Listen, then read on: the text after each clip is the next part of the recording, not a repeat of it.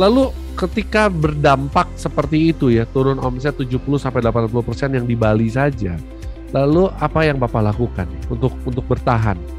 Jadi waktu itu saya langsung ukur keuangan, saya merasa bahwa cukup ini 3-4 bulan nggak ada masalah. Tapi setelah itu saya ikut acara dari Pak Paulus Bambang, dikatakan wah ini bisa panjang ini, bisa setahun, bisa lebih dari setahun, maka kita harus siap. Nah di saat itu langsung saya ambil pembukuan, ya kita ukur cash flow-nya bagaimana, dan ternyata dalam simulasi itu wah bisa bawa belur Pak. Background di Bali 90% lebih ya di industri pariwisata. Begitu Betul. Semua ditutup, secara Balinya secara umum juga sudah sangat berat. Lalu bagaimana tuh strategi Bapak untuk bisa tetap survive? Ya akhirnya dengan waktu-waktu yang ada kita mulai mau nggak mau grow in competence Pak. Kita harus banyak belajar. Akhirnya saya belajar apa itu yang namanya digital, akhirnya apa itu Zoom. Business Resilience Through Crisis Special Edition KBC Network Sabtu 23 Oktober 2021 pukul 19 waktu Indonesia Barat hanya di KBC Rise Podcast Kingdom Business Community. We podcast with heart. Shalom. Apa kabar semua saudara-saudari terkasih dimanapun Anda berada. Kembali lagi di dalam program KBC Rise Podcast. Bersama dengan saya Tony Chan, host Anda pada kesempatan kali ini. Dan pada kesempatan kali ini, saya luar biasa sekali bersyukur sebab kami kedatangan seorang yang sungguh luar biasa dan kita akan berkenalan dengan beliau. Dan saya mau sapa dulu, selamat datang Pak Yohanes Suryanto. Shalom, selamat datang Pak Tony. Wow. Bisa bersama-sama. Luar biasa. Apa kabar Pak Yohanes? Puji Tuhan, baik Pak Tony. Biasa enaknya dipanggilnya apa nih, Pak Yohanes atau Pak Suryanto? Pak Yohanes saja. Pak Yohanes saja ya, Oke. Pak Yohanes, boleh bercerita sedikit nih. Pak Yohanes, dari kota mana domisilinya? Saya tinggal di Denpasar, Bali, Pak Tony. Tinggal di Denpasar, Bali. Oke, boleh ceritakan sedikit tentang bidang bisnis yang saat ini dijalani? Ya, saya profesi seorang financial planner. Personal financial planner, tepat. Personal financial planner. Wow, menarik. Ya, lalu sudah berapa lama Pak menggeluti profesi ini? Saya kurang lebih fokus sebagai seorang independent financial planner sekitar dari tahun 2016. Dari 2016? Dari 2016. Berarti sebelumnya bidang apa nih? Kok bisa tiba-tiba beralih ke financial planner? Saya kurang lebih dari tahun 2004, saya di industri keuangan, saya di perusahaan asuransi. Jadi background saya seorang praktisi di asuransi. Oh, oke. Lalu apa bedanya praktisi di asuransi dengan financial planner? Apa bedanya, Pak? Ya, kalau saat ini, saya sebagai seorang independent financial planner, saya nggak bawa suatu bendera dari perusahaan manapun, baik perusahaan asuransi maupun produk keuangan perbankan lainnya. Itu aja bedanya, Pak. Jadi, bedanya itu ya. Betul. Kalau dulu mengacu kepada satu brand, satu bendera, sekarang lebih independen ya. Betul, Pak Tony. Sangat menarik. Baik. Nah, lalu Pak Yohanes, di Bali tinggal sebagai seorang independent financial planner dan hampir 2 tahun kita mengalami yang namanya pandemi COVID-19 nih. Yes. Nah, bagaimana Pak? Kan banyak orang susah duit nih sekarang nih. Lalu bagaimana seorang financial planner seperti Bapak bisa bertahan dan apa kontribusi Bapak kepada kota dan bangsa ini nih Pak? Ya, kami di Denpasar, Bali terutama Pak ya, sangat terdampak. Kalau tadi bicara permasalahan keuangan, financial planner pun kalau di sini dikasih song juga bisa bermasalah keuangan juga nih Pak. Ya kan? Iya betul. Karena kami background di Bali 90% lebih ya di industri pariwisata. Begitu betul. Semua ditutup, secara Balinya secara umum juga sudah sangat berat. Nah, kalau dihubungkan dengan pekerjaan saya secara pribadi, pekerjaan saya juga pekerjaan yang harus ketemu orang. Betul. Nah, jadi begitu pandemi ada tahun awal 2020 ya, begitu sudah mulai stop, work from home, nggak boleh ketemu orang, harus jaga jarak, ya jadi satu kesulitan yang menarik, Pak Tony. Wow. Lalu bagaimana, mohon maaf nih Pak, bagaimana Bapak bertahan hidup ya sekarang ya, bertahan hidup dengan menyikapi kondisi yang ada? Oke, kalau bertahan hidup dengan kondisi yang ada, tentunya di dalam perencanaan keuangan kan kita sudah belajar tuh. Untuk fondasi, puji Tuhan, saya sudah mulai mempersiapkan. Untuk dana darurat juga ada. Tetapi namanya dana darurat, kalau kita bicara teori perencana keuangan, yang besarnya 3-6 bulan, kurang lebih seperti itu, dengan pandemi yang waktu itu, awal-awal KBC juga sering bikin acara, Pak Paulus Bambang juga bicara, yang mengatakan bahwa kita nggak tahu pandemi ini kapan berakhir, sepertinya juga masih lama, kita harus tetap bertahan dan berusaha. Wah, bisa nggak cukup juga, Pak. Wah, lalu bagaimana tuh strategi Bapak untuk bisa tetap survive? Ya akhirnya dengan waktu-waktu yang ada kita mulai mau nggak mau grow in competence, Pak. Kita harus banyak belajar. Akhirnya saya belajar apa itu yang namanya digital. Akhirnya apa itu Zoom. Zoom saya juga saya termasuk yang konvensional, Pak. Jadi zaman dulu kita selalu online, selalu offline. Saya juga sering bawa workshop. Saya juga ada beberapa kelas sertifikasi. Saya dari kota satu ke kota yang lain. Tapi karena ada satu pembatasan, akhirnya saya kenal sama namanya Zoom. Ya, semua mulai tahu Zoom. Itu klik connect namanya, suara di mana, video di mana, semua juga masih repot semua. Akhirnya di situ belajar, saya ikut acara bagaimana menggunakan Zoom dan lain-lain. Ya akhirnya kita perlahan-perlahan orang mulai mengenal dan kami sudah mulai membuat satu kelas-kelas online. Wow, ini yang menarik nih. Berarti breakthrough-nya adalah ketika Pak Yohanes mulai sadar bahwa perlu untuk melakukan pertumbuhan di sisi kompetensi, lalu ketika memperdalam Zoom, lalu akhirnya bisa membuat kelas-kelas. Nah, boleh cerita lagi lebih lanjut, kelas-kelas seperti apa nih yang dibangun? Ya, saya ada kelas-kelas reguler, baik kelas perencanaan keuangan, ada sertifikasi dan pelatihan perencanaan keuangan, ada workshop-workshop keuangan, ya. Jadi, yang tadinya saya sangat terbatas dengan peserta 5 orang, 10 orang, saya harus terbang Bandung, terbang Jakarta, terbang Surabaya. Tapi begitu digital, wow, luar biasa, Pak. Satu ruangan mulai dari Samarinda, Makassar, Kupang, Tangerang, dan lain-lain bisa kumpul dalam jumlah yang jauh lebih banyak. Dan ternyata saya sampai sekarang ini kalau dipanggil untuk onsite, online aja deh. Begitu, Pak Tony. Wah, kurang lebih Pak Yohanes mirip-mirip sama saya ya. Kita lebih suka di Zoom sekarang ya Pak ya, setuju. Dan sekarang bagaimana dengan begini Pak? Kan orang biasanya kan konsultan, dari pengalaman saya nih ya sebagai konsultan juga gitu loh. Ketika offline mungkin let's say pendapatannya sekian gitu ya. Lalu ketika di online kan kita nggak mungkin bisa mendapatkan value atau amount yang seperti offline, Pak. Tapi bagaimana di bisnis Bapak ini, Pak? Kalau di bisnis saya, Pak, justru boleh dibilang setelah awal pandemi, terus tadi Zoom, orang mulai mengenal kelas-kelas, ya awal-awal saya banyak juga kan berkontribusi, ikut menguatkan dengan kondisi yang ada, apa yang harus dilakukan secara keuangan, itu ya. Mulai dari situ perkenalan, belajar, sampai akhirnya kelas-kelas sekarang sudah malah jauh lebih banyak dibandingkan dengan saat offline. Wow, menarik sekali ini ya. Nah, mungkin di segmen terakhir ini mungkin saya pengen tahu juga nih, Pak Yohanes, apa yang menyebabkan Bapak akhirnya memutuskan untuk mau berubah? Nilai-nilai apa yang Bapak jalankan, apa yang Bapak hidupi, sehingga akhirnya Bapak mau grow in competence dan mulai punya hikmat, kayaknya saya perlu bikin kelas-kelas di Zoom. Nah, value-value apa yang mungkin Bapak bisa bagikan? Ya, kalau bicara value, saya mengenal KBC sekitar tahun 2013, Pak. Jadi, saya pakai namanya value glory, itu betul-betul saya terapkan, Pak. Saya berusaha selalu belajar menerapkan nilai-nilai glory.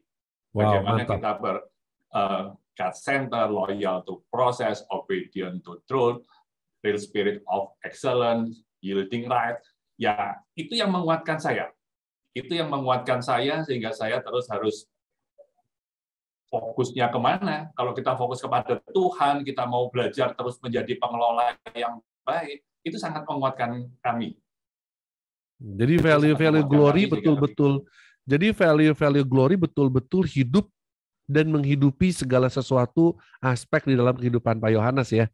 Sehingga akhirnya itulah yang membuat Bapak bisa bertahan, bahkan tadi saya senang sekali mendengar bahwa apa yang didapatkan sekarang justru lebih baik dibandingkan zaman sebelum pandemi ya Pak ya. Wow, menarik sekali. Dan senang sekali ya malam hari ini para Riser dan podcast listener dimanapun Anda berada bahwa kita mendapatkan lagi satu inspirasi dari seorang Bapak Yohanes Suryanto bahwa ternyata justru kadang-kadang di dalam kondisi sulit, di dalam krisis, ada banyak sekali peluang. Dan ternyata peluang itu dapat kita temukan justru ketika kita memiliki nilai-nilai yang dapat yang kita dapatkan di dalam program KBC ini. Wow, luar biasa, sangat menarik. Dan Pak Yohanes Suryanto, ada nggak hal lain yang mau disampaikan? Silakan. Iya, jadi sebetulnya saya masih ada satu permasalahan dengan digital tadi itu. Nah, boleh nih. Wah, masalah apa nih?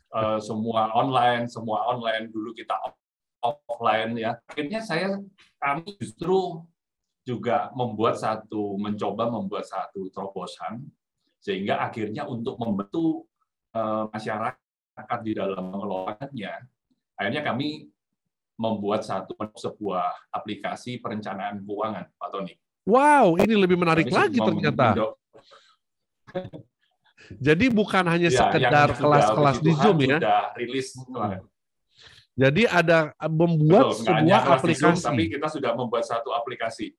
Wah, boleh tahu namanya apa Pak aplikasinya? Aplikasinya kami kasih nama cekkeuanganku.com. Cekkeuanganku.com. Wow. Tolong para podcast listener dan Riser, tolong dicatat cekkeuanganku.com. Wow, ini sangat menarik sekali. Lalu apa yang menjadi value added yang menarik dari aplikasi ini, Pak? Ya, karena banyak daripada kita belajar bicara tentang perencanaan keuangan, kita belajar teori gitu ya. Tapi pada kenyataannya saya melihat juga masih ada kesulitan-kesulitan. Nah, maka dari itu kami membuat satu perencanaan keuangan di mana aplikasi ini yang value added-nya adalah di mana fiturnya itu memiliki satu berhubungan satu dengan yang lain. Jadi di mana kita bisa mulai dari membuat tujuan keuangan, kita menentukan tujuan keuangan kita apa. Tentunya setelah kita menentukan, kita harus hitung nih. Setelah kita hitung, baru kita membuat anggaran. Nah, begitu kita sudah membuat anggaran, maka kita tinggal melakukan. Nah, untuk melakukan itu, kita perlu melakukan satu pencatatan keuangan. Nah, di mana pencatatan keuangan, baik uang masuk maupun uang keluar, itu kan harus sesuai dengan anggaran. Nah, itu semua berhubungan. Dari situ berhubungan, sehingga nanti juga ada fitur di mana setiap tujuan keuangan itu ada grafiknya sehingga kita sudah tahu kita mau mencapai goal kita ini sudah berjalan berapa persen. Nah, sehingga kami berharap melalui aplikasi ini yang memang dirancang seperti bermain game ya, untuk kita mencapai setiap tujuan keuangan, itu teman-teman bisa pakai dan menjadi sesuatu yang menarik dalam membuat perencanaan keuangan. Wow, luar biasa. Dan kalau Anda melihat nanti di websitenya, bahwa ternyata di sana ada banyak sekali layanan dan fitur-fitur yang menarik ya. Selain ada workshop dan pelatihan yang tadi Pak Yohanes sampaikan, juga ada bisa konsultasi ya Pak ya? Betul, bisa konsultasi secara one-on-one, dan juga bisa juga membuat laporan keuangan dan pajak, begitu ya Pak ya? Betul, Pak. Wow, luar biasa sekali. Menarik nih. Baik, para KBC Riser dan juga podcast listener dimanapun Anda berada.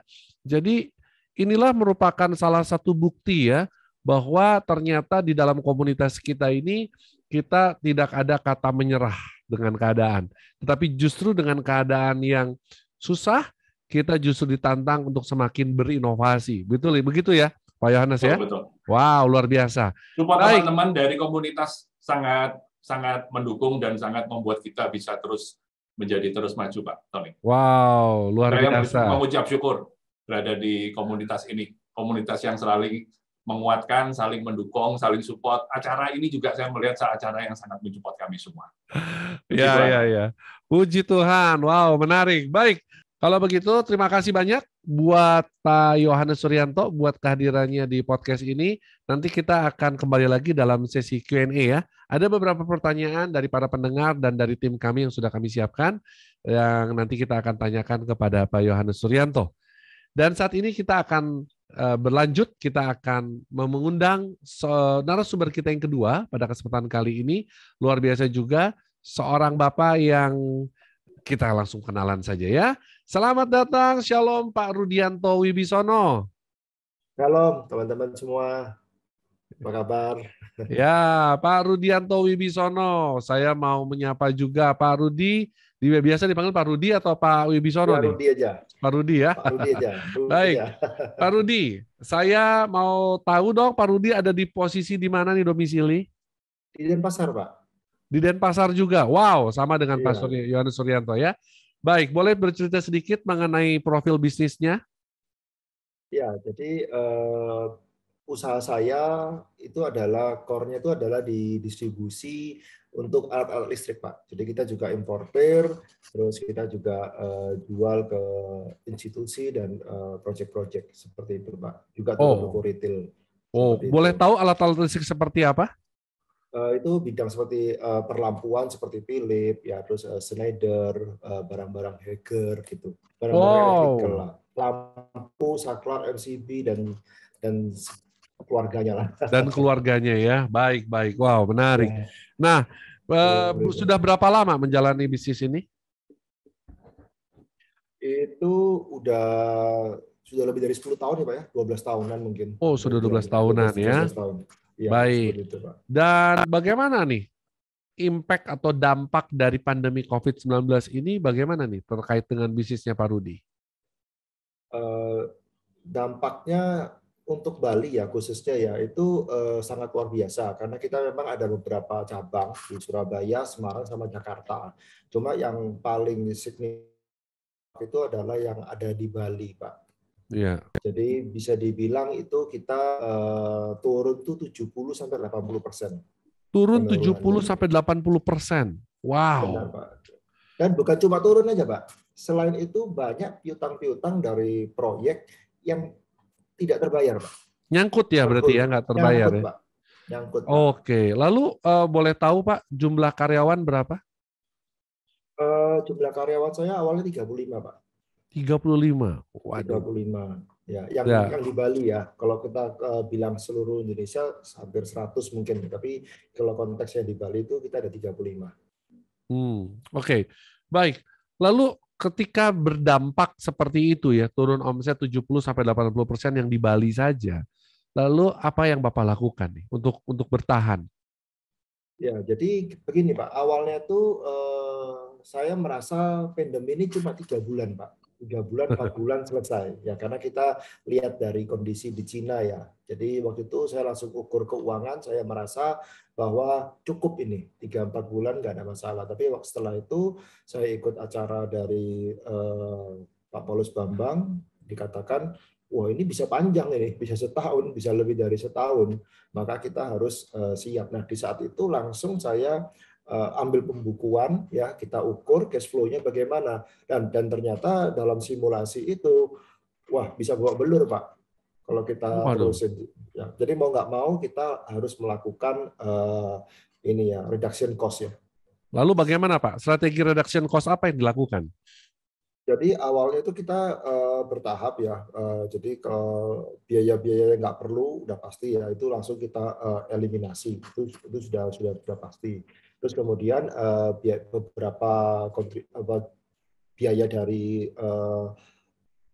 kayak gaji karyawan terus terang itu langsung kita potong beberapa di awal Pak. Tapi ternyata setiap 3 bulan kita lakukan namanya evaluasi, ternyata pasar nggak makin membaik tapi makin memburuk Pak. Ya, makin memburuk, piutang customer juga nggak bisa ditagih. Kita bahkan sudah memberikan cash discount Pak. Bayar lebih cepat kita kasih cash discount. Itu pun juga nggak bisa tarik dan akhirnya masuk ke bulan September kita mulai melakukan pengurangan karyawan Pak. Wow, akhirnya ya dengan berat hati ya, harus melakukan pengurangan karyawan. Berapa orang Pak yang sempat di layoff Pak? Sekitar 18 Pak. 18 orang. 19 orang lah kita layoff ya. Baik. Dengan berat hati Pak.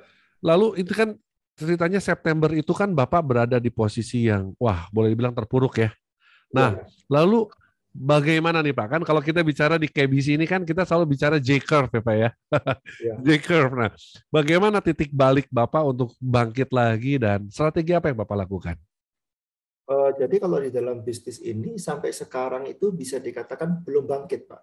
Belum bangkit, oke. Belum bangkit, Pak. Jadi karena memang kita mayoritas masuknya itu ke proyek hotel dan customer kita sebagian besar ujung-ujungnya juga ke hotel, Pak. Mau kita lewat supplier juga masuknya ke hotel dan kita juga banyak yang direct ke hotel. Jadi selama hotelnya belum beroperasi, ya itu kita nggak bisa dapat pemasukan, Pak. Bahkan beberapa hotel yang sudah beroperasi pun aja mereka juga tidak melakukan pembayaran untuk piutang yang lama. Nah, mereka yang baru mereka bayar cash, tapi yang lama mereka nggak bayar. Jadi di dalam bisnis saya sekarang ini bisa dibilang kita belum bisa bangkit, Pak. Tapi ya beberapa cara yang kita lakukan adalah kita mulai berpindah dari proyek besar kita cari proyek-proyek kecil gitu, Pak. Lalu bagaimana setelah Bapak melakukan perpindahan atau shifting gitu ya dari big project ke small project, lalu bagaimana dengan kestabilan bisnis? Jadi gini, bisa dibilang kondisi sekarang ini masih merah, Pak. Ya kita tergerus terus, masih minus. Setiap bulan kita masih minus ya. Jadi beberapa kebijakan yang saya lakukan pada waktu itu ya memang gaji yang paling besar yang dikurangi itu adalah gaji direksi, Pak. Gaji saya sendiri salah satunya ya. Dan beberapa direksi lain itu yang paling besar yang kita potong. Jadi semakin ke bawah secara persentase semakin kecil ya. Otomatis berarti saya selaku pimpinan ya dengan pemotongan gaji yang cukup besar ya, saya terpaksa harus memaksakan diri untuk berusaha mencari income yang lain gitu, Pak. Terpaksa, Pak.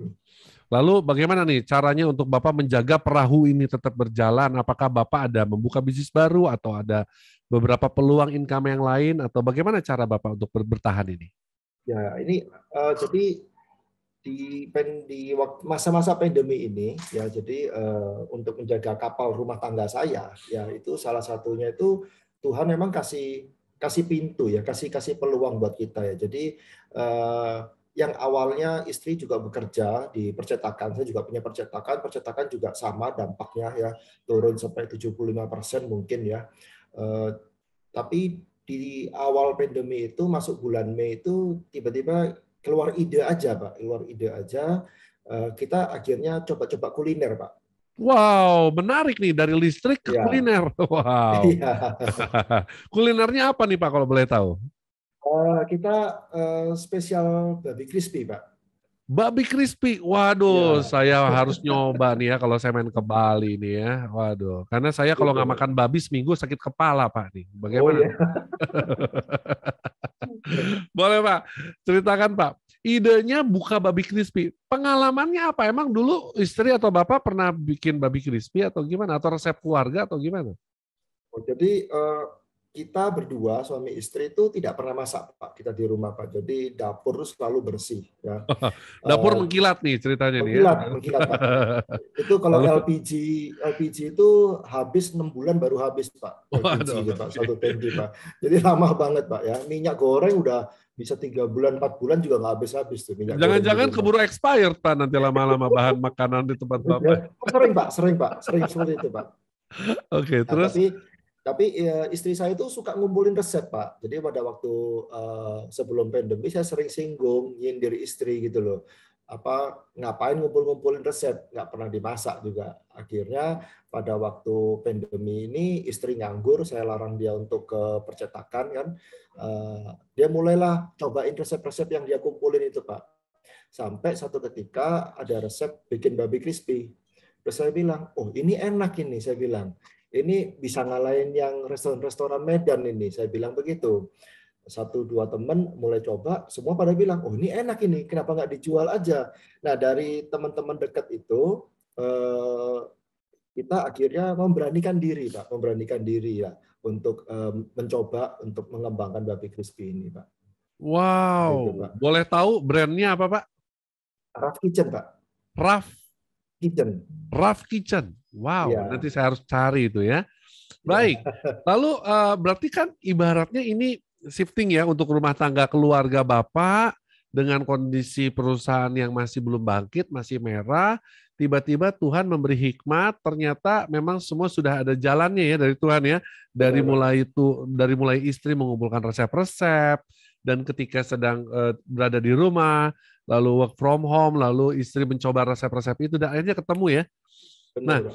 kalau saya perhatikan ini adalah salah satu bagaimana cara Tuhan juga kadang-kadang unik ya Pak ya. Benar. Mungkin tidak pernah terbayangkan oleh Bapak sebelumnya menjadi seorang pedagang babi crispy. Nah, sekarang saya mau tanya nih, hari ini bagaimana perkembangan usaha babi crispy Bapak? Boleh cerita nggak Pak? Ya, jadi babi crispy ini yang pertama kali kita bikin itu kan yang original, Pak.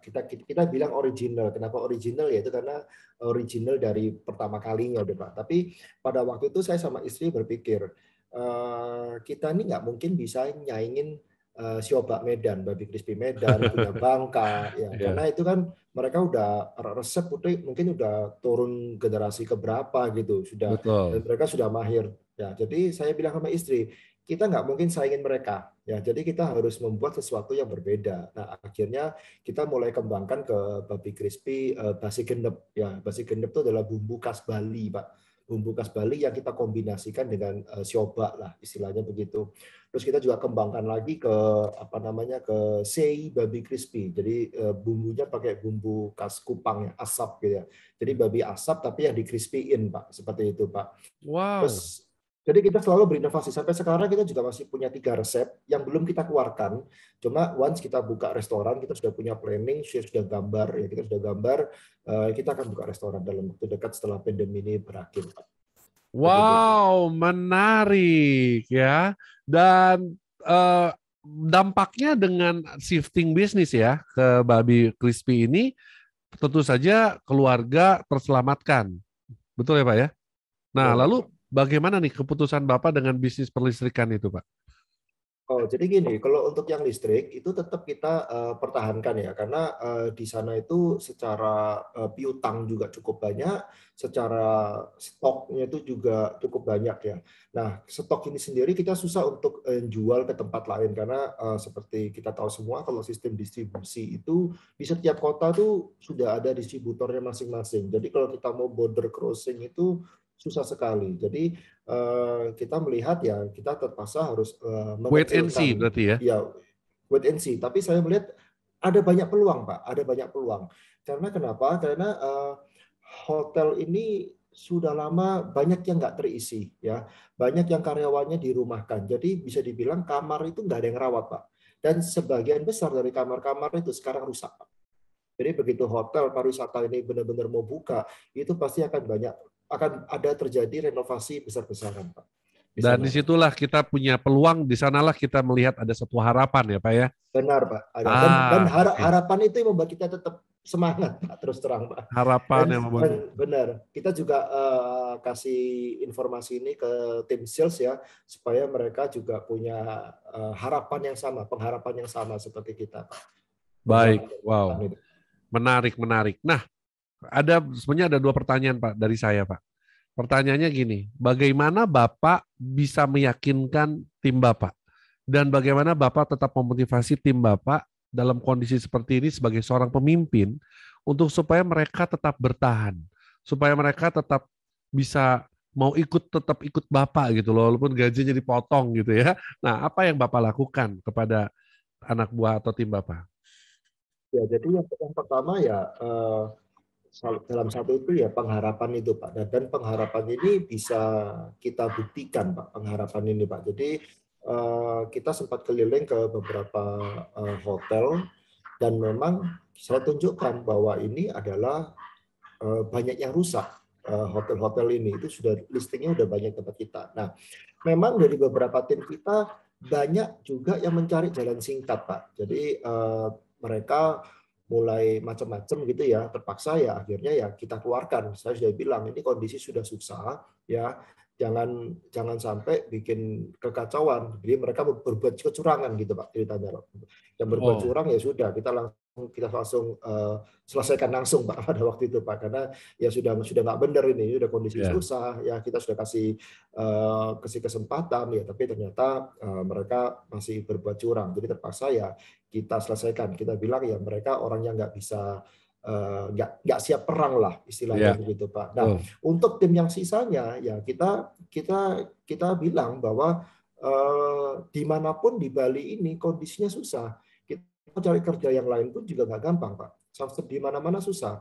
Dan ternyata setelah kita coba beralih fokus ya dari tadi saya bilang dari proyek besar, akhirnya kita mencoba untuk berjualan dari rumah ke rumah, proyek rumah ke rumah, Pak. Dan itu memang hasilnya nggak sebesar dulu, tapi secara profit margin itu jauh lebih besar, Pak. Dan itu tentunya insentif buat mereka juga lumayan, Pak. Jadi dari sana mereka juga merasa ya memang kondisi nggak semudah dulu, tapi bukan berarti mereka nggak bisa dapat sesuatu, Pak. Gitu, Pak. Ya, berarti jalan retail ya berarti Bapak memasuki ya. Yang biasanya tadinya proyek-proyek besar sekarang masuk ke retail, rumahan, tingkat profit mungkin harga kesatuannya lebih besar, tingkat profitnya, tapi Pak, mungkin secara volume lebih sedikit gitu Pak ya. Iya, benar, nah, Pak. Itulah yang membuat akhirnya karyawan Bapak juga tetap semangat begitu ya. Benar, Pak. Luar biasa. Ini banyak sekali cerita yang cukup menarik nih dari Pak Rudi ini ya.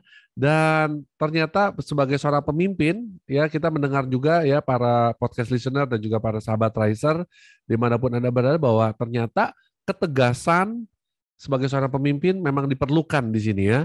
Dan kita juga melihat bagaimana Pak Rudi juga tetap mampu untuk memberikan pengharapan, tapi bukan hanya saja pengharapan yang semu, tetapi juga dibuktikan ya. Nah, inilah merupakan salah satu teladan, salah satu inspirasi buat kita semua di masa sulit seperti ini, bagaimana setiap seorang pemimpin mampu tetap menjadi seorang leader yang menjadi teladan bagi setiap bawahannya. Sungguh luar biasa menarik, menginspirasi Pak Rudi. Begini Pak, ini kan kondisi kita pandemi ini sulit nih ya. Nah, Bapak berada di dalam satu komunitas besar, Kingdom Business Community. Nah, bagaimana dukungan atau support yang Bapak rasakan dari komunitas KBC ini sendiri, Pak? Ya, jadi di dalam komunitas itu kita enaknya itu tidak sendiri, Pak. Jadi kalau kita susah, ya kita susahnya kan bersama-sama. Tapi di dalam susah bersama-sama itu pasti ada aja yang bangkit duluan, Pak. Mungkin saya bukan orang yang bangkit duluan, tapi kalau begitu kita lihat dari teman, dia kok bisa ya? Dia kok bisa ada mengalami breakthrough ya? Berarti kita juga harus bisa dong. Kalau misalnya pun mereka nggak breakthrough, orang ini bisa bertahan. Ya, itu menyemangati kita, Pak, terus terang. Itu gunanya komunitas, Pak, bagi saya. Wow, lalu apa nih dukungan real yang nyata dari komunitas yang Bapak rasakan apa, Pak? Ya, jadi di kelompok kecil kita, ya kita tuh benar-benar saling menguatkan, Pak. Di sana tuh udah luar biasa banget, Pak. Kadang-kadang kita kumpul, kita bicara, sharing, itu aja sudah luar biasa, Pak. Gitu, Pak. Ide selalu aja datang. Ide. Nah, ide apa Pak yang akhirnya muncul bersama dengan teman-teman komunitas waktu itu? Apakah ada ide untuk buat bisnis baru atau kolaborasi apa yang akhirnya terjadi, Pak? Ya, ada Pak. Jadi saya dengan Pak Yohanes ini ya salah satunya akhirnya kita kembangkan aplikasi itu, Pak. Jadi jadi ternyata yang aplikasi cekkeuanganku.com itu jadi Pak Yohanes bersama dengan Pak Rudi ya? Iya, benar, kolaborasi. Kalau boleh tahu berapa orang yang di sana kolaborasi, Pak?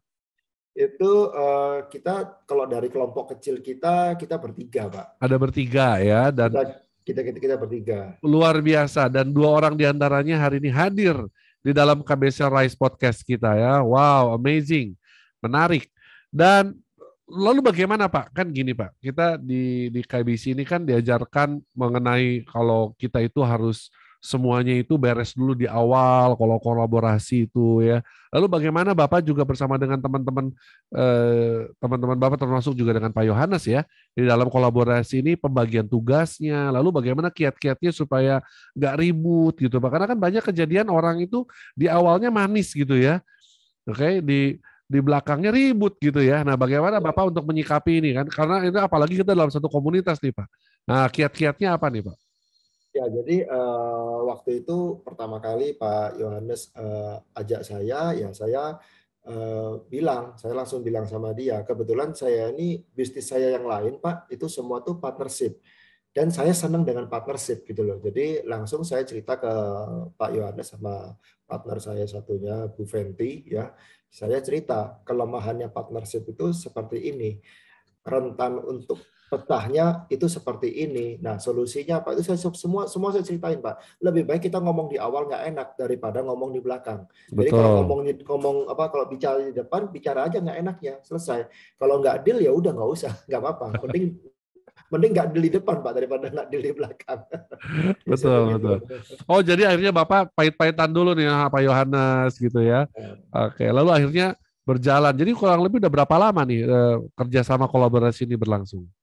Ya, kalau yang ini ya setahunan lebih lah sudah jalan. Sudah setahunan lebih ya. Wow, menarik. Nah, lalu bagaimana perjalanan ke depan nih? Apa yang Bapak akan lakukan? Apa yang Bapak akan rancang lagi gitu loh? Karena kalau saya lihat kan Bapak banyak nih usahanya ya. Bagaimana Bapak menjadi seorang yang mampu untuk membagi pikiran Bapak? Satu harus memikirkan bisnis listrik, satu harus percetakan, satu lagi babi crispy, lalu juga ada yang memikirkan masalah kolaborasi cekkeuanganku.com. Lalu bagaimana Bapak membagi waktu dan konsentrasi? Karena kan ini semua kalau dilihat kan masing-masing perlu perhatian khusus nih ya Pak ya. Benar. Nah, bagaimana Bapak untuk bisa membagi waktu ke sana Pak? Tips buat kita yang mendengar nih Pak. Jadi memang di dalam bisnis saya ini kalau diperhatikan memang saya nggak banyak langsung terjun secara daily, Pak. Karena kan mereka sudah ada orangnya. Jadi di kantor saya sudah ada yang ngurusin retail sudah ada yang ngurusin project juga sudah ada, gitu. Yang di percetakan juga sudah ada, terus yang di kuliner juga lebih banyak saudaranya istri saya. Jadi saya cuma start di awal saya jalanin, terus saya kasih aturan-aturan mainnya, lebih banyak mereka yang jalanin gitu Pak. Wow, jadi, luar biasa. Maksudnya ya intinya bukan berarti saya lepas tangan, tapi intinya saya tidak bekerja sendiri. Saya punya tim gitu Pak. Inilah akan lebih mudah. Ya, inilah yang disebut namanya Bapak seorang sistem builder ya. Berarti Bapak membangun sebuah sistem di mana intinya tim Bapak bisa bekerja dengan sesuai SOP yang sudah Bapak tetapkan, tentu saja begitu ya Pak ya. Iya. Dan mereka reporting dan segala macamnya. Wow, menarik sekali Pak. Nanti kita akan bincang-bincang lagi di dalam sesi Q&A.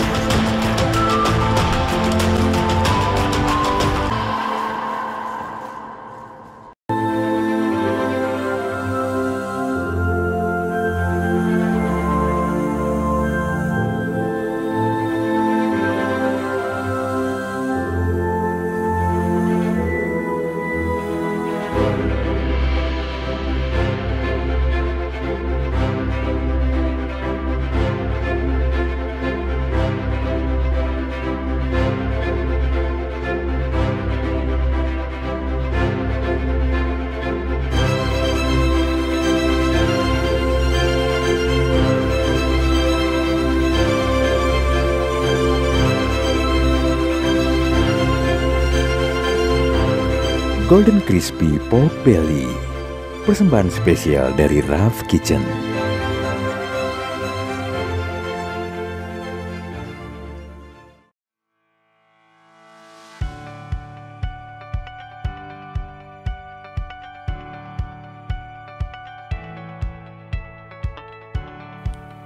Mungkin kamu termasuk generasi milenial yang memiliki gaya hidup mewah, semua keinginan terpenuhi, sampai-sampai uang tidak tersisa untuk ditabung atau diinvestasikan.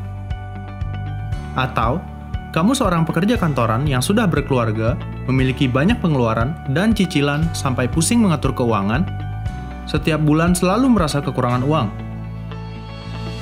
Atau, kamu orang yang hemat dan bergaya hidup sederhana, tapi juga nggak punya aset apa-apa, nggak tahu apa yang seharusnya dilakukan, dan tidak mempunyai tujuan keuangan.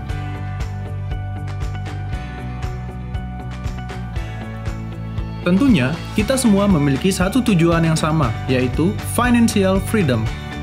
Mungkin Anda bertanya, apa sih financial freedom itu? Financial freedom adalah suatu kondisi di mana seseorang memiliki pendapatan pasif yang besarnya lebih besar atau sama dengan pengeluaran bulanannya. Cek Keuanganku, sebuah aplikasi yang bisa membantu kamu mencapai financial freedom dengan cara yang simpel, mudah, dan sangat modern. Hanya dengan menggunakan smartphone, kamu bisa membuat anggaran, mencatat semua uang masuk dan uang keluar, lalu dibandingkan dengan anggaran yang sudah dibuat, mencatat semua aset dan kewajiban, serta bisa rutin melakukan financial check-up. Apa benar kita bisa mengatur keuangan untuk mencapai financial freedom hanya dengan satu aplikasi? Bisa, karena Cek Keuanganku memiliki serangkaian fitur yang bisa membantu kamu mengatur keuangan. Fitur tujuan keuangan dapat membantu kamu membuat rencana untuk setiap tujuan keuangan, seperti menyiapkan dana darurat, dana pendidikan anak, dana pensiun, dana membeli rumah, dana membeli kendaraan, dana membeli barang, dan dana pernikahan. Dengan SMART, specific, measurable, attainable, relevant, dan timely. Pada fitur anggaran ini, kamu bisa membuat anggaran pendapatan maupun pengeluaran yang nantinya akan berfungsi sebagai kontrol kamu dalam mengatur keuangan. Fitur pencatatan transaksi ini akan membantu kamu mengetahui dari mana saja sumber pendapatanmu dan kemana saja uangmu keluar. Pada fitur Financial Check-up, ada 10 rasio keuangan yang bisa mengindikasikan kondisi kesehatan keuanganmu. Sehingga, kamu tahu apa yang harus dilakukan dan diperbaiki bila mana ada yang belum sehat. Tidak hanya keempat fitur tersebut, Cek Keuanganku juga memiliki fitur lainnya yang mempermudah kamu untuk mengatur keuangan. Dan, semua itu bisa diakses dalam satu aplikasi pada smartphone-mu. Mudah bukan? Aplikasi Cek Keuanganku akan membuat kamu menjadi sadar akan pentingnya mengatur keuangan, menyeimbangkan penghasilan dan pengeluaran, pentingnya menabung dan berinvestasi, serta membantu mewujudkan impianmu yaitu mencapai financial freedom, menuju masyarakat Indonesia yang lebih melek finansial. Cek Keuanganku, sarana mencapai kebebasan finansial. Segera download di Google Play Store. Cekkeuanganku.com. Simple, mudah, modern.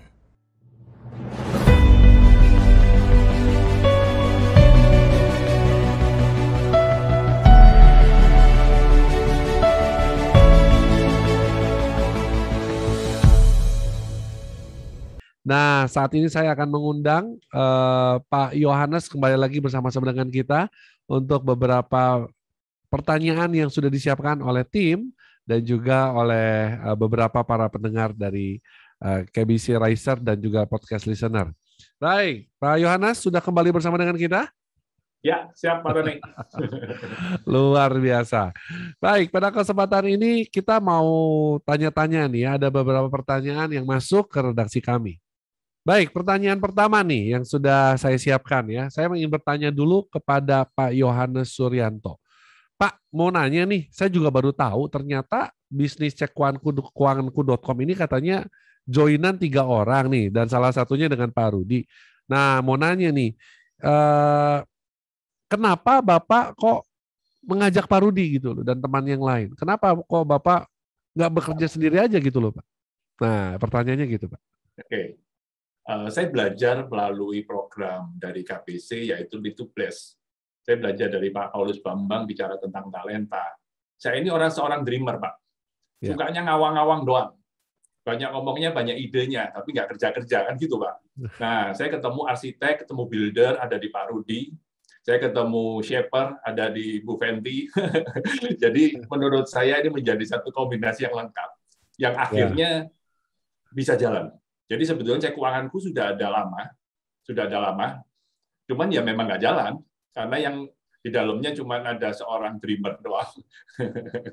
Ya, sangat menarik ya. Berarti menemukan orang yang pas, yang bisa melengkapi ya, saling melengkapi ya. Dan Bapak menemukan ini kombinasinya di dalam komunitas KBC ya. Yes. Wow, sangat menarik sekali. Karena value-nya juga udah sama. Betul, value-nya sama. Wow, dan satu hal, Pak, berarti Bapak semua program KBC dari Camp Sukses Sejati semua sudah mengikuti, Pak ya? Sudah. Semua sudah ya. Bersama dengan seluruh partner-partner Bapak semua sudah ya? Semua sudah. Wah, semua ini sudah. Ibaratnya itu ini nada dasarnya udah sama kalau kita bicara musik ya. Betul. Nada dasarnya sudah sama, cuma tinggal kita memainkan harmonisasinya saja ya. Wow. Betul. Menarik. Ya. Lalu saya mau tanya nih, kan kalau tadi Pak Yohanes sebagai seorang dreamer, dia yang punya ide. Nah, saya mau tanya sama Pak Rudi nih. Pak Rudi kenapa mau diajak sama Pak Yohanes? Emang apa yang dijanjikan Pak Yohanes gitu? Ya, jadi gini Pak, memang saya sudah lama berpikir bahwa bisnis ini harus diversifikasi. Cuma saya memang tidak punya kesempatan. Nah, dulu itu memang saya berpikir bahwa kita kan diajarkan kalau bisnis harus fokus ya. Tapi memang ternyata apalagi setelah pandemi ini kita jadi tahu justru sesuatu yang fokus justru jadi masalah tersendiri gitu. Jadi memang saya ingin masuk ke dunia pendidikan gitu Pak memangnya. Nah, kebetulan Pak Yohanes juga ngajak dan saya rasa cocok, dan kita juga suatu kelompok kecil dan kita juga sudah lama ya sebelum kita berpartner dari tahun 2014-15 rasanya ya. Saya sudah kenal Pak Yohanes dan saya lihat juga orangnya secara pribadi, nilai-nilainya cocok, ya jalan Pak. Gitu. Betul sekali. Memang kita di komunitas KBC inilah ya, kita sama-sama dibentuk, sama-sama belajar, dan di dalam suatu yang paling saya juga sama-sama rasakan adalah bagaimana kekuatan komunitas ini ya, saling membantu, mensupport di dalam situasi-situasi sulit. Baik, sangat menarik sekali. Nah, sekarang saya mau nanya kembali lagi kepada Pak Yohanes nih. Pak, sebagai seorang independent financial planner, Bapak sekarang udah punya banyak kelas gitu ya. Lalu Bapak juga udah ada aplikasi cekkeuanganku.com. Nah, kedepannya gitu ya, kedepannya ini Bapak mau mengembangkan ini sampai sejauh mana sih kalau kita bicara bisnis dream gitu ya?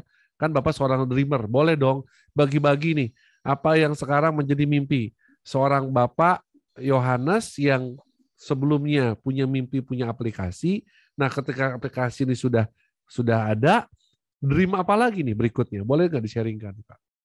Ya, tentunya dengan aplikasi yang sudah ada, kami masih memiliki PR yang banyak sekali, karena kami memiliki misi bagaimana membantu masyarakat Indonesia mencapai kesejahteraan melalui kemapanan finansial. Itu misi dari cekkeuanganku.com. Nah, sekarang aplikasinya sudah ada. Kami masih punya PR bagaimana aplikasi ini bisa dikenal oleh masyarakat lebih luas lagi dan mereka boleh mengerti. Karena kalau kita melihat tingkat literasi keuangan Indonesia masih sangat rendah. Betul sekali. Itu jadi beban kami gitulah. Nah, kami juga memiliki keterbatasan. Ya, kami masih memiliki keterbatasan sehingga kami masih terus melakukan cara untuk kita bisa berpartnership dengan pihak ketiga untuk melengkapi aplikasi ini, karena supaya ini bisa menjadi sebuah aplikasi personal finance yang lengkap.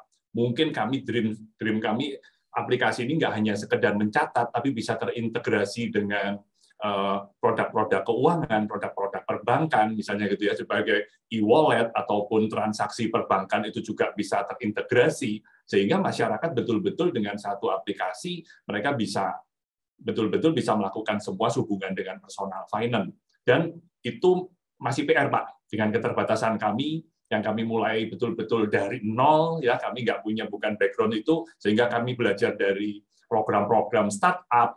Kami juga mulai masuk ke komunitas-komunitas, memperkenalkan. Ini juga masih jadi tantangan kami, Pak.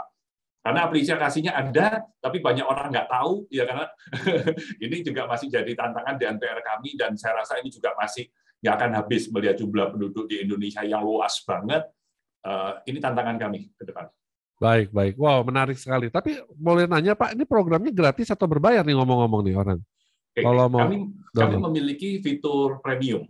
Kami memiliki fitur premium, tetapi kalau untuk teman-teman masyarakat hanya menggunakan untuk menghitung tujuan keuangan, membuat anggaran, terus melakukan pencatatan, itu free. Itu free. Jadi saya bisa menganggarkan gini, saya menganggarkan untuk makan di luar 1 bulan 500.000 misalnya gitu.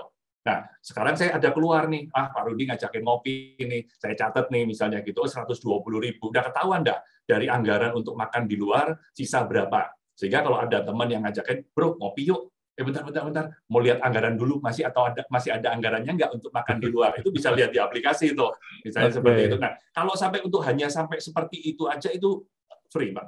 Tapi kalau untuk nanti kita bisa melakukan financial check up, nanti kita bisa ada fitur laporan keuangan yang bisa disimpan, di print, kita bisa melihat berapa bulan yang lalu, itu kami menggunakan fitur premium.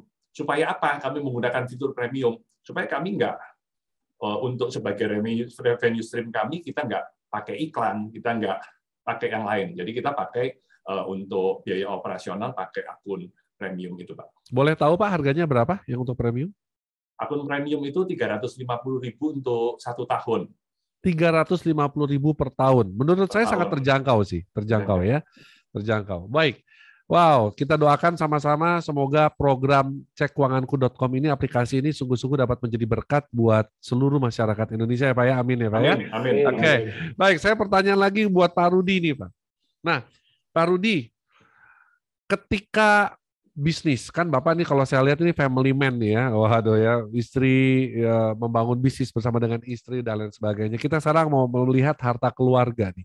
Dengan kesibukan Bapak sedemikian sibuk gitu ya. Nah, terus udah gitu di pandemi ini ada masalah finansial segala macam. Lalu bagaimana hubungan Bapak dengan anak-anak? Lalu bagaimana juga nilai-nilai apa yang Bapak bisa bagikan kepada kami? Bagaimana menjaga supaya keluarga Bapak tetap harmonis dan sebagainya? Karena kalau saya lihat ini suami istri sama-sama bisnis ya, gitu ya. Nah, bagaimana Bapak menjaga harta keluarga ini, Pak? Boleh berbagi, Pak? Ya, jadi dulu memang saya sebelum KBC ya itu memang kita masih hidup berdua ya. Saya ikut KMSS tahun 2014 kalau nggak salah, 2014 ya. Belum dikaruniai anak begitu. Kebiasaan saya memang sering bekerja itu sampai malam, Pak. Ya, tapi saya bawa ke rumah, kerjaan saya bawa ke rumah. Kan saya desain lampu ya, desain untuk pencahayaan di proyek-proyek. Itu saya kerjakan sampai jam 3 pagi, sampai jam pagi-pagi lah ya. Dan itu saya merasa lebih happy kerjanya. Tapi memang sangat menyita waktu lah, sangat menyita waktu. Akhirnya ya istri juga kadang-kadang ngomel gitu ya, kenapa kok nggak ini. Tapi pada waktu saya ikut KMSS itu memang salah satu poin yang saya terima banget yaitu bagaimana kita membangun harta keluarga itu Pak. Jadi begitu saya tahun 2015 anak saya lahir, ya itu saya ada komitmen memang ya bahwa saya harus mulai ninggalin yang seperti itu. Saya delegasikan ke orang. Jadi kadang-kadang laptop saya tinggal di kantor. Ya. Sebelum pandemi bahkan tuh laptop sering saya tinggal di kantor, Pak, sudah Pak, sebelum kantor. Jadi kenapa? Karena saya nggak mau bawa kerjaan pulang. Tapi karena ini pandemi, saya bawa lagi pulang ke kantor lagi. Karena saya juga kadang-kadang lebih sering nggak ke kantornya, Pak. Jadi saya bawa pulang ke rumah lagi laptopnya. Tapi untuk sama anak, ya memang saya selalu meluangkan waktu, Pak. Pasti saya meluangkan waktu. Jadi saya ada waktu untuk liburan, ada waktu untuk kerja, dan saya merasa sekarang ini hubungan saya dengan anak sama istri dekat banget Pak, bagus banget menurut saya. Bagus banget ya. Walaupun ada masalah finansial segala macam, tapi tetap semakin erat ya gitu ya. Iya Pak. Oke, pertanyaan yang sama buat Pak Yohanes. Bagaimana Pak Yohanes? Bagaimana dengan harta keluarga, usaha untuk Bapak membangun harta keluarga di dalam keluarga? Boleh Pak? Ya, kalau kami setiap Sabtu Minggu udah waktu keluarga pasti. Ya Sabtu Minggu. Tapi Sabtunya biasanya setelah after lunch, karena saya juga banyak kelas di hari Sabtu. Banyak kelas di hari Sabtu. Tapi hari Sabtu, hari Minggu, itu sudah istri, anak-anak yang punya acara. Punya acara dalam arti yang sudah menjadwalkan. Saya sudah tinggal ikut aja, dan itu biasa kami setiap hari Sabtu sampai malam, kami di luar, kita ada ke kafe, ada ke pantai, kurang lebih seperti itu. Itu Sabtu Minggu, pasti sudah. Itu kita blok. sebisa mungkin tidak ada bikin acara. Tapi kelas Sabtu biasanya sampai setengah hari itu tetap ada. Kalau sampai sore, sebulan sekali ada sampai sore, tapi after jam 5 sampai malam dan Minggu itu udah pasti untuk mereka. Wow, menarik ya. Jadi inilah salah satu buah-buah dari nilai-nilai KBC, Glory dengan 6 harta kehidupan. Dan kita sama-sama melihat di sini ketika kita sudah berusaha untuk grow in truth, grow in competence, dan grow in care, maka Tuhan akan senantiasa membukakan setiap pintu-pintu yang tertutup ya. Dan kita juga sama-sama bisa melihat para KBC Riser dan podcast listener dimanapun Anda berada lewat kedua bintang tamu atau tokoh kita malam hari ini. Pada kesempatan ini kita melihat bagaimana Tuhan turut bekerja di dalam segala sesuatu untuk mendatangkan kebaikan bagi setiap mereka yang mengasihi Dia. Baik, dan di segmen terakhir ini saya rasanya pengen ngobrol lebih banyak lagi, tapi apa boleh buat karena waktu ya. Kita harus berpisah dan mungkin saya ingin mempersilahkan kepada Pak Rudi ya untuk memberikan closing statement, sebuah inspirasi mungkin atau pesan-pesan buat kami semua para podcast listener dimanapun mereka berada. Silakan Pak Rudi. Ya, pesan dari saya satu aja ya, di masa pandemi ini kita nggak tahu kapan pandemi akan berakhir. Cuma yang pasti kita harus punya pengharapan dan kita tidak boleh berhenti untuk mencoba dan belajar. Karena saya pribadi justru di masa pandemi ini adalah masa paling banyak saya belajar. Dan itu jadi berkat itu. Luar biasa. Terima kasih Pak Rudi ya. Semakin banyak mencoba, banyak belajar. Dan sekarang silakan Pak Yohanes, pertanyaannya sama. Silakan berikan closing statement buat kami semua yang mendengarkan acara ini. Ya, kita tetap harus berkomunitas. Saya merasa melalui komunitas yang value-nya sama, kita bisa saling support, kita bisa saling sama-sama boleh bertumbuh. Itu sangat penting buat saya. Karena kalau kita hanya sendiri, ya tentunya akan berbeda dengan kita memiliki satu komunitas yang memang betul-betul satu value. Value Glory, jangan dilupakan, 6 harta, kita harus tetap seimbang. Ya, kita setiap tadi saya belum ceritain juga kalau pagi kita sama-sama boleh saling mengingatkan untuk berolahraga, ya kan? Kurang lebih itu tetap komunitas yang positif seperti di Kingdom Business Community, kita tetap harus ada di dalam situ. Wow, menarik. Terima kasih buat Pak Yohanes dan juga terima kasih buat Pak Rudi buat kesempatan yang sangat berharga. Kita boleh bincang-bincang dan menggali banyak sekali inspirasi yang sangat bernilai, sangat bermanfaat. Dan doa saya buat bapak-bapak sekalian, semoga kita semua tetap di dalam lindungan Tuhan, selalu diberkati, bisnisnya segala bisnis, segala cita-cita, mimpi, semuanya dilancarkan dan sesuai dengan rencana Allah ya. Dan baik, para KBC Riser dan podcast listener dimanapun Anda berada, inilah akhir perjumpaan kita di dalam episode kali ini.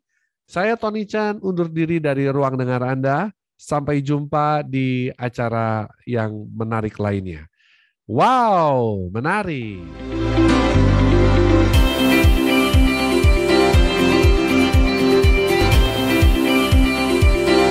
Hello Riser and Podcast Listeners, terima kasih Anda telah menyimak Rise Podcast Special Edition yang dipersembahkan oleh Kingdom Business Community. Harapan kami setiap episode Rise Podcast dapat menginspirasi Anda untuk terus mengalami transformasi dalam melakukan bisnis dan profesi Anda untuk tujuan yang mulia, membangun bisnis melalui manusia dan membangun manusia melalui bisnis. Kami mengajak setiap Anda dan perusahaan Anda untuk bergabung bersama kami dalam komunitas Kingdom Business Community. Secara bersama, kita bisa bertumbuh, berkembang, dan sukses, serta dapat berkolaborasi dalam gerakan kepedulian kepada sesama untuk Indonesia yang lebih baik. Untuk dapat bergabung, silahkan kunjungi website Kingdom Business Community di www.kbc.or.id atau hubungi Sekretariat Nasional KBC di 0817 131 257. Sekali lagi, www.kbc.or.id.